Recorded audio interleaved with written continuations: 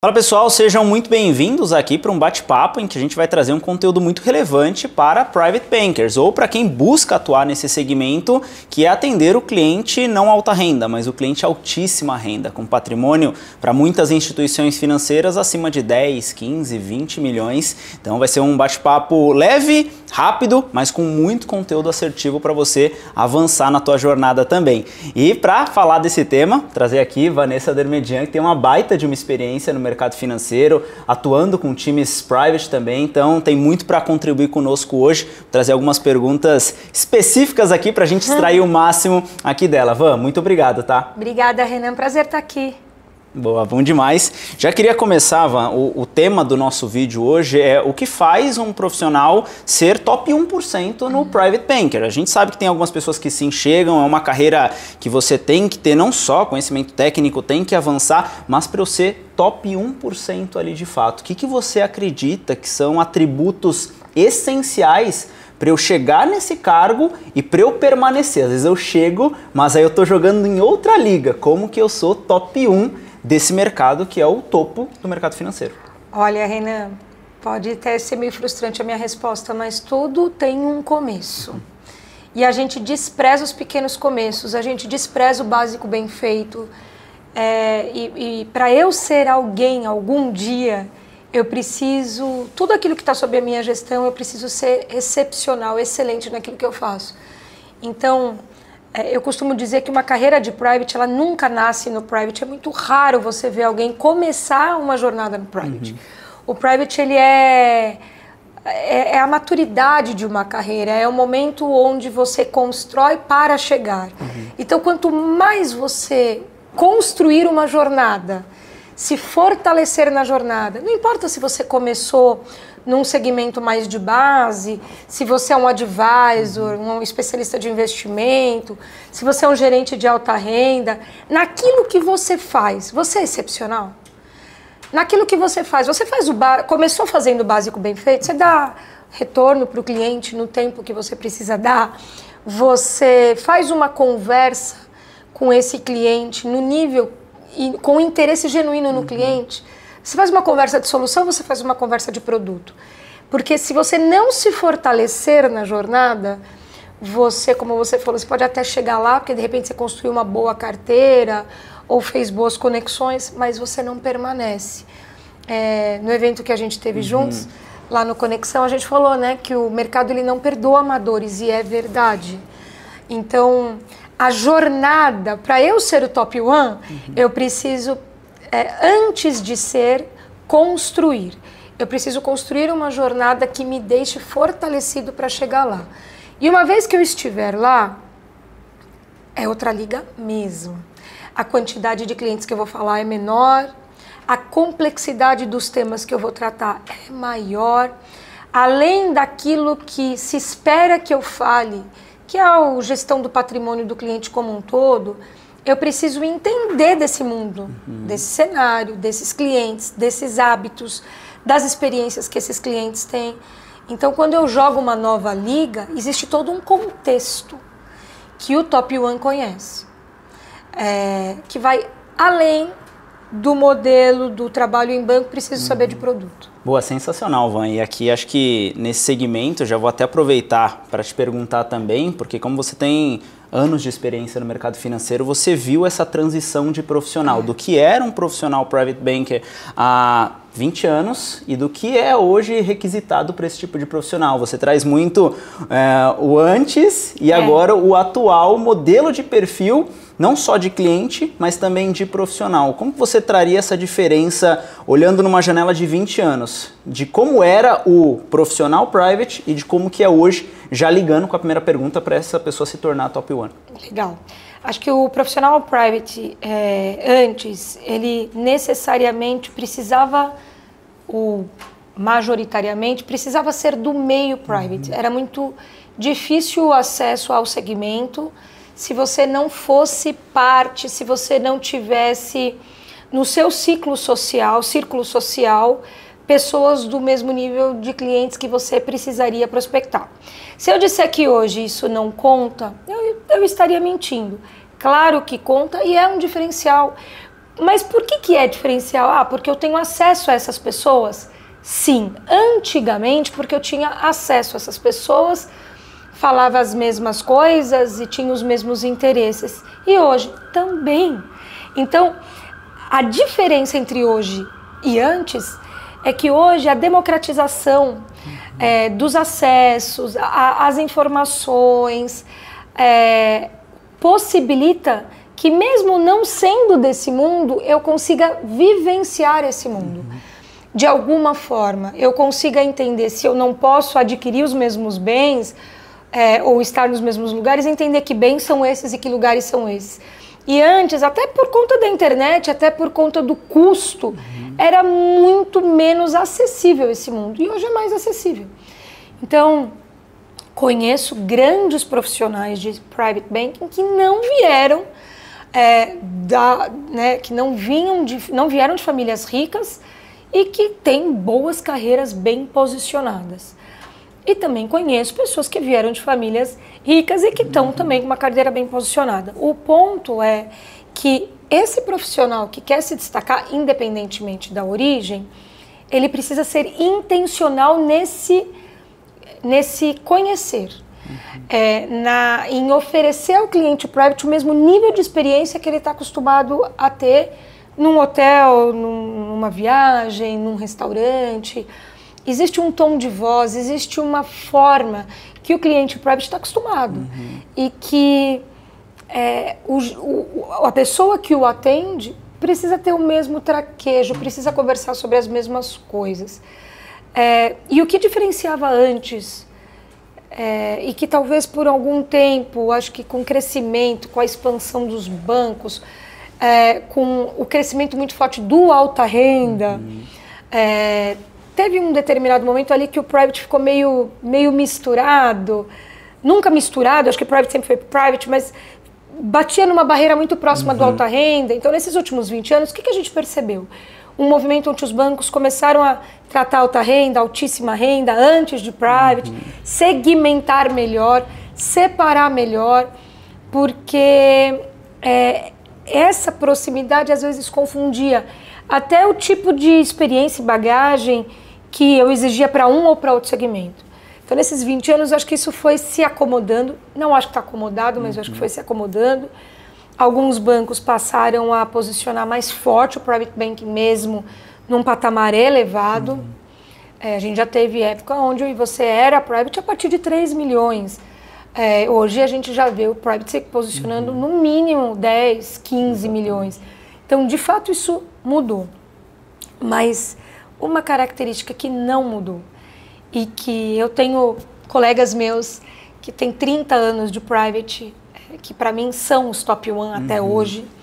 Qual é a grande diferença? A profundidade, a qualidade daquilo que se oferece para o cliente. A qualidade de uma escuta, o traquejo de entender e conectar mundos, conectar... repertório, né? Repertório, interesses, a capacidade de não ser binário, só falo de assuntos financeiros. Não, um cliente private, ele é um cliente de jornada de longo prazo. Ele desenvolve uma confiança porque você vai tratar dele no aspecto mais importante. Um private banker de ele conhece o cliente a fundo. Ele sabe qual a estrutura familiar, a estrutura patrimonial, a estrutura de renda. Ele conhece os gaps de um planejamento, ele conhece as alavancas, as oportunidades, ele conhece os ganhos. Ele tem uma visão holística do cliente. E aí, um bom profissional, o top 1, tem a visão holística num grau de conhecimento que esse cliente, você trata desse cliente as coisas mais sensíveis da vida dele. Então você passa a ser um parceiro de decisão, você passa a ser um consultor de outros assuntos, porque existe um negócio chamado confiança. Os melhores são aqueles que conseguem desenvolver uma visão holística e que ela só é possível de ser desenvolvida através da confiança e que de fato no tempo ela se prova rentável, porque esse cliente não vai ficar mudando. Uma vez que eu tenho um relacionamento super confiável com você, você sabe tudo sobre mim. Tanto é que em private é muito menor o turnover. Muito menor. Porque esse cliente não suporta ficar trocando de gerente. Esse cliente não aceita. Esse cliente fideliza com o banker. É diferente, por isso que não queira chegar muito rápido. Se você não se sente preparado, não queima largada. Porque uma vez que você chegar lá, talvez você fique lá. E estabeleça... Como que é o ganho no private? Você vai ganhando bônus maiores, gerenciando, administrando carteiras com mais volume, com mais negócios, mas é uma carreira em Y, uma carreira de especialista. Então, o que fazia ser top one é o que faz ser top one hoje, que é a profundidade e a qualidade desse relacionamento, que é conquistado através de confiança. Perfeito. Acho que você trouxe a questão, primeiro, da divisão que as instituições estão fazendo agora, de ser no mínimo ali 10, 15 milhões. E quando a gente fala de uma estrutura ultra high, ali olha acima de 50 milhões. Então, de fato, sem falar do ultra, há uma relação de confiança muito forte. Até estava lembrando, poxa, eu treinando para o triatlo, a gente tem um treinador e agora já estou há um ano e meio. Essa pessoa, ela conhece exatamente, o Renan tem um ponto forte disso, tem um ponto forte daquilo, aqui desse jeito. E aí você pensa, poxa, até eu construir uma nova relação com uma outra pessoa, isso de um tema menor, imagina de um tema financeiro, onde você lida com 50, 100 milhões de patrimônio, onde a pessoa sabe a sua estrutura familiar, o seu planejamento financeiro, tributário, tem informações sensíveis, então o profissional que consegue atuar ali no cerne, de fato, ele consegue permanecer nesse top one. E eu queria aprofundar um pouco mais nessa parte da confiança, porque você tem uma frase muito emblemática que eu gosto bastante, que é tudo começa e termina em pessoas. Então, às vezes a gente sabe que sim, para chegar no private, a gente vai trazer isso no final, é necessário um conhecimento técnico robusto, de fato, mas eu queria ouvir de você, que traz muito esse tema, treinamentos aqui para o nosso time também, para diversas instituições, de como que eu consigo construir essa confiança nesse cliente, que às vezes ele pode intimidar por conta de um patrimônio de 50, 100 milhões, será que é uma pessoa um pouco mais fechada? Então a gente tem um público que acompanha os nossos conteúdos e às vezes ainda acha, pô, caramba, só quando eu tiver ali meus 45, 50 anos que eu vou ter um baita repertório, eu vou conseguir atuar e criar essa confiança? Ou não, o público mais jovem também que tem muita fome de crescimento, que a gente vê alunos nossos indo atrás com certificação, estudando, se qualificando, se capacitando, e eu acho que esse ponto da confiança, de como você olha para isso, de como que eu posso construir essa relação muito pertinente, muito próxima com um cliente desse alto calibre. Quanto antes eu entender que o jogo se ganha com pessoas, antes eu vou chegar no sucesso, ponto. Perfeito. E começa e termina em pessoas, seja com o cliente, seja com uma equipe, seja num comércio, né? A habilidade, a capacidade, o ser humano precisa de outro ser humano. E às vezes a gente é tão burocrático, a gente fica tão apegado à letra, e eu me esqueço que a decisão está no outro. Então eu preciso primeiro ser intencional nessa minha relação. As pessoas precisam... Tenho visto as pessoas cada vez menos pacientes, cada vez menos gentis, cada vez mais aceleradas, colocando tudo a conta disso na minha vontade de crescer. Não, gente, assim, é a sua vontade, parabéns. Qual é a vontade do outro? Por que o outro está com você? Né? O que você agrega de valor para ele? O cliente, ele precisa escolher estar com você. Tem uma frase que eu li esses dias e que eu gostei demais, que fala assim, no começo, quando a gente está ali construindo uma carreira, as pessoas perguntam quanto custa o seu serviço. E você sabe que você chegou lá quando as pessoas perguntam quando você tem disponibilidade. Olha isso. É sobre isso, é sobre as pessoas escolherem estar com você. Capacidade técnica a gente consegue comparar, quantificar, mas relacionamento é algo difícil de qualificar. Então, quando eu me sinto bem com você, quando eu consigo estabelecer com você uma boa relação, talvez eu, como banker, Preciso ter um nível de conhecimento técnico alto, mas eu não preciso ter proficiência, que essa é uma outra coisa que as pessoas confundem. Não, porque o banker, ele é generalista. Ele precisa ter um nível bastante alto de conhecimento, mas ele precisa ser proficiente. Ele tem os especialistas que o apoiarão. Certo. Então, num nível de cliente private, quando a gente fala, por exemplo, de uma sucessão, ele vai ter condições de mapear, de entender, de endereçar e recomendar para o cliente que procure um advogado, ou até indicar um advogado, um tributarista. Ou ele vai fazer e falar assim, olha, agora, offshore, por exemplo, offshore, eu preciso saber falar de offshore, entender estrutura, entender como funcionam os mecanismos, preciso conhecer um pouco de tributação, preciso ser proficiente? Não. Porque em todo banco existe uma área de offshore que vai dar este apoio. Mas sabe qual é o ponto? Hoje eu não consigo nem ter um nível de conversa, muitas vezes, e sem querer generalizar, que me faz entender que para você é um aspecto importante ter offshore. O papel do banker é diagnosticar, entender e aproximar o especialista do cliente, né? E aí, quando eu falo de pessoas, você não descobre essas coisas num questionário. Você descobre numa escutativa, conversando, entendendo. Hoje eu falei, né, para o time que falar engaja.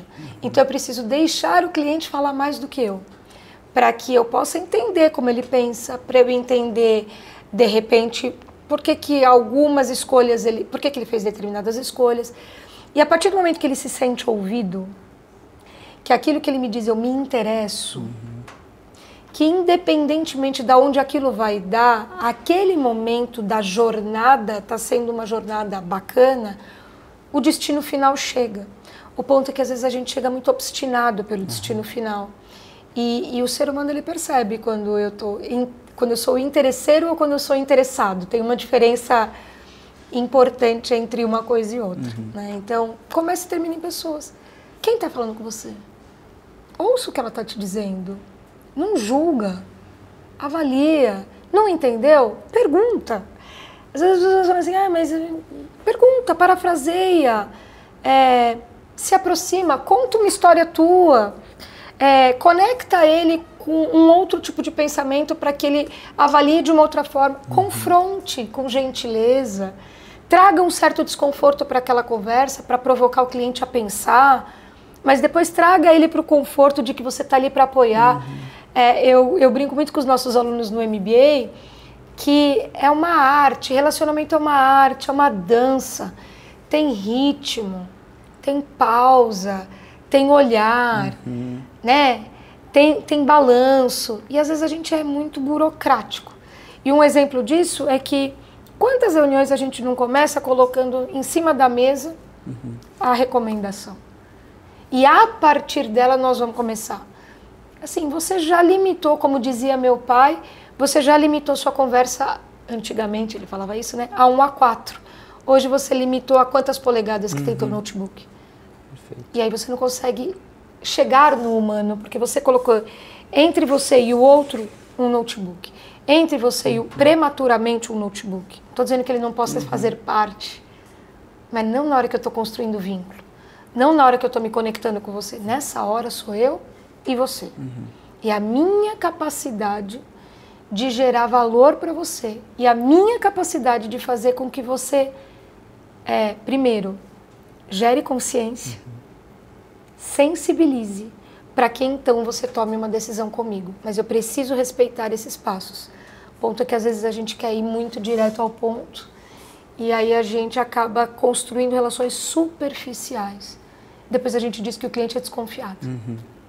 Sensacional, acho que fica muito claro. Até você que está assistindo aqui esse vídeo, se estiver gostando, já curte o vídeo, já compartilha, né, com algum colega, com alguma pessoa que está buscando esse nível de profundidade no conteúdo. Já deixa aqui um comentário também de outros temas, outros tópicos que você quer que a gente aborde aqui, porque acho que esse é o nível de conteúdo que de fato a gente gera muito valor para quem quer chegar no alto escalão do mercado financeiro. E quando você traz isso de interesse genuíno, até em modelo de mercado, né, quando você está falando com um cliente baixa renda, média renda, você tem 1.500, 2.000 pessoas na sua carteira. Quando você fala de um nível de private, você já vai ali para 100 pessoas. Quando você vai para um modelo de family office, que são menos ainda 50, 60 pessoas, porque você está entregando o seu tempo para aquela pessoa e tem que ter esse interesse genuíno. Às vezes a gente enxerga muito, eu preciso tanto fechar negócio que eu vou concordar 100% com o cliente e não tem essa dança, não tem essa valsa, essa conversa, você não provoca. E é muito engraçado porque às vezes até soa um paradoxo de, cara, eu vou confrontar, isso mostra que você tá com interesse naquela pessoa, de que, calma aí, deixa eu entender melhor, você falou isso, mas faz sentido? Então fica um pouco mais fluida essa conversa. Acho que a gente fica muito claro aqui, tanto a questão técnica, a questão principalmente, nem vou falar comercial nesse nível, mas de interação, de interesse genuíno. Eu gosto muito dessa palavra, porque quando você tem interesse genuíno pela pessoa, tudo flui. Você tem as ferramentas que a instituição te fornece para você entregar o melhor para aquele cliente. E aí, Ivan, para a gente fechar, eu queria que você trouxesse até um ponto ainda nessa linha de soft skill, da questão da inteligência emocional. Nesse patamar de profissional, de carreira como um todo, você tem sim boas remunerações, você tem ali boas relações com esse nível de cliente, mas é uma área ali que exige também você ter uma certa mentalidade para lidar com esse tipo de cliente. Isso é um viés ou não? Você realmente, não, para atender um cliente de 150 milhões eu preciso ter inteligência emocional ou não, Renan? Esse cliente é até mais fácil do que a gente imagina. Qual que é a sua visão sobre isso também? A inteligência emocional, todos nós precisamos o tempo todo para sobreviver. E inteligência emocional é saber, eu costumo dizer que é saber que eu sei e lembrar de usar quando eu preciso. Se fosse simples, não teríamos problema. 80% dos nossos problemas é por falta de inteligência emocional.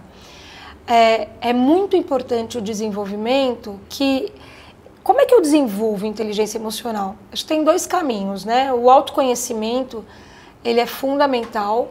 E aqui, quem me conhece sabe que eu sou pouco romântica, não é e tá tudo certo para quem é e para quem é mais filosófico, mas é o autoconhecimento prático, né? Então, se você não sabe o que você faz muito bem, ou se você prefere não enxergar as suas fragilidades, se você tem dificuldade de responder o que você precisa melhorar, se eu te fizer essa pergunta e você me responder um elogio disfarçado, pare, faz uma autoavaliação. Talvez você precise de apoio. E que tipo de apoio? Mentoria. Eu sou muito fã de mentoria executiva, porque mentoria profissional, porque ela te ajuda.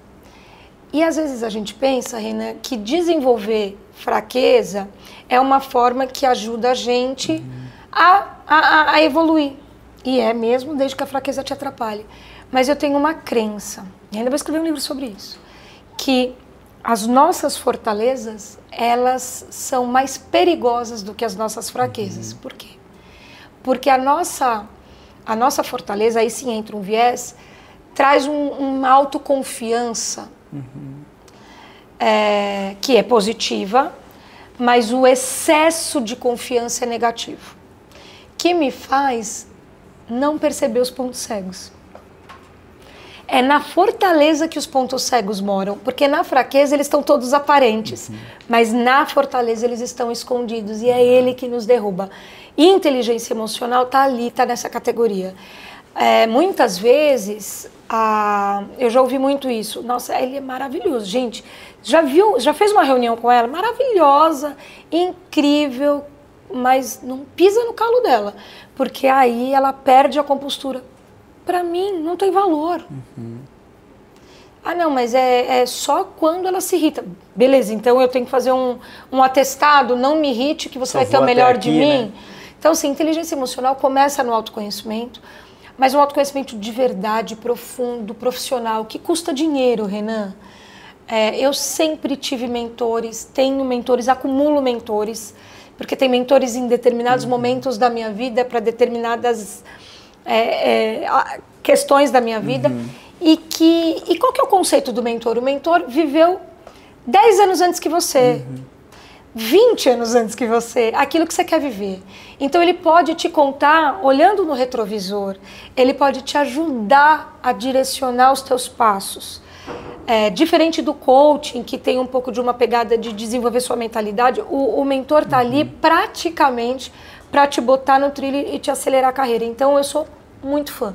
Autoconhecimento, auxílio profissional, de direcionamento. Você faz o triatlo, você tem. Porque por mais disciplinado, por mais estudioso, autodidata que você seja, você sabe o valor que tem um profissional na orientação técnica daquilo. Te guiando, né? Te guiando, te orientando. Então, mentoria. E acho que um terceiro ponto para desenvolver inteligência emocional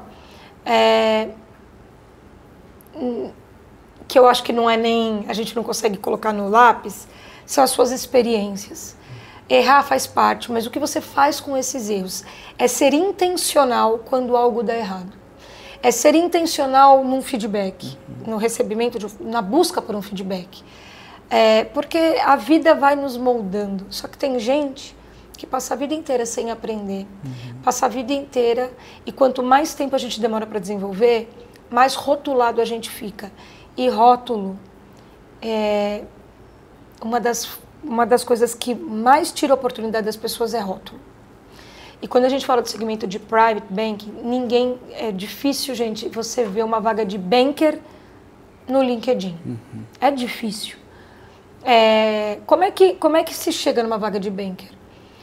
O mercado conhece as pessoas boas desse segmento e se fala. Eu recebo muita ligação de pessoas falando assim, você conhece alguém? A gente vai perder aqui numa carteira aqui, assim, assado, precisa ser uma pessoa assim, tem alguém para indicar? Eles vão buscar em profissionais de confiança e que conheçam profissionais de confiança recomendações. Então, cuidado com os rótulos. Quando uma pessoa for falar de você, Renan, fala assim, o Renan é ótimo, disciplinado, determinado, mas eu não quero nem ouvir o resto. Será que as pessoas, quando falam de você, elas usam o mais para explicar sobre você? Se sim, o primeiro passo para a gente melhorar isso é ter consciência de que sim. Se não, ótimo, mas se sim, eu passei por esse processo no começo. Bem no começo da minha carreira, eu sempre fui muito, acho que, efetiva nas vendas, sempre vendi muito comercial, boa com cliente, com pessoas, mas muito explosiva. Mas ela é retruca, mas a Vanessa é difícil de lidar. Enquanto eu não entendi, não aprendi e não me desenvolvi, eu não caminhei.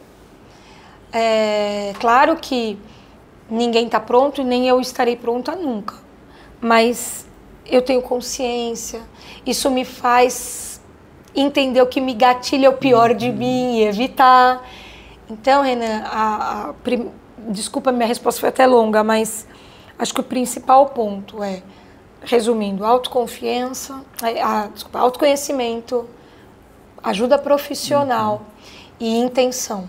Acho que intenção nos feedbacks, acho que esses 3 pontos fazem com que a gente possa desenvolver a nossa inteligência emocional num fator que é igual para todo mundo, chamado tempo. Perfeito. Acho que não foi nada longo, né? Quando a gente fala desse tema de soft skills, é algo que é algo assim imprescindível para chegar em altos patamares, não só no mercado financeiro, em qualquer carreira. Van, queria te agradecer aqui nesse primeiro bate-papo. Terão outros, por isso que eu peço até para que você curta esse conteúdo, coloca aqui nos comentários. Acho que tem diversas pautas para a gente trazer, não só na parte técnica, trazer na parte principalmente de pessoas.